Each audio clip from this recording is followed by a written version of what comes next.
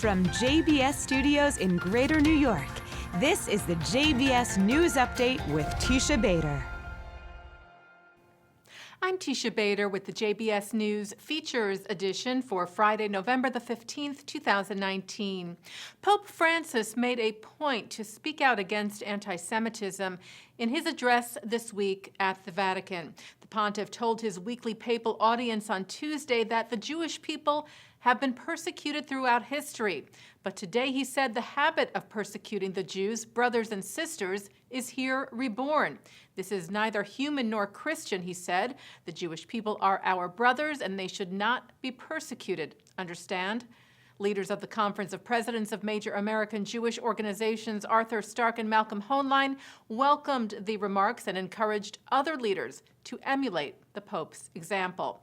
They said, "We hope they will speak out forcefully and that the Pope's words will resonate on the local, national, and international levels and inspire others to condemn anti-Semitism." Police in Massachusetts are investigating an incident at Monument Valley Regional Middle School in Great Barrington. The Berkshire Eagle reports that a parent said a student at the school had been making repeated threats against Jewish students at the school. Principal Ben Doran wrote to parents that the incident was an unfortunate reminder that anti-Semitism and racism, he said, remain part of our community. He wrote the school was working to make sure this doesn't happen again, noting that educating students about racism and intolerance, including Holocaust studies, are more and more a part of the school's curriculum, including the Anti-Defamation League's A World of Difference Institute program. And the ADL's Never Is Now Summit is coming up next week. The one-day conference focuses on understanding what drives anti-Semitism and how to combat anti-Semitism, bigotry, and all forms of hatred. Several items once belonging to Adolf Hitler and other Nazi leaders are set to be auctioned off next week.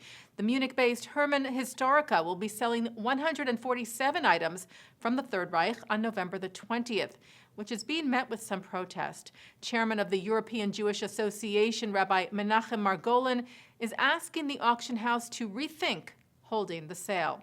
Margolin wrote, "We believe the sale of such memorabilia has little intrinsic historical value, but instead will be bought by those who glorify and seek to justify the actions of the greatest evil to affect Europe." Margolin said the auction itself was not illegal, but it is wrong. Holocaust survivor and film producer Branko Lustig has died. The Yad Vashem Holocaust Memorial in Jerusalem said Lustig died yesterday in his native Croatia. He is best known for winning an Academy Award for Best Picture for Steven Spielberg's Schindler's List. Lustig was 87. Time magazine released its Time 100 Next 100 Rising Stars, which includes some Jewish men and women to keep an eye on. Lady Bird and Booksmart actress Beanie Feldstein, Fantastic Beasts actor Ezra Miller, and Olympic gymnast Ali Reisman, as well as businesswoman Audrey Gelman, who founded The Wing, a women's co-working space and social club in New York, and Zach Weinberg, who co-founded Flatiron Health, which helps to improve cancer care for patients. With Hanukkah just over a month away, a new record album is coming out to celebrate the 8-day Jewish Festival of Lights. Hanukkah Plus includes contributions from Jewish actor-musician Jack Black and Chaim, the band of Jewish sisters from Los Angeles whose father is Israeli.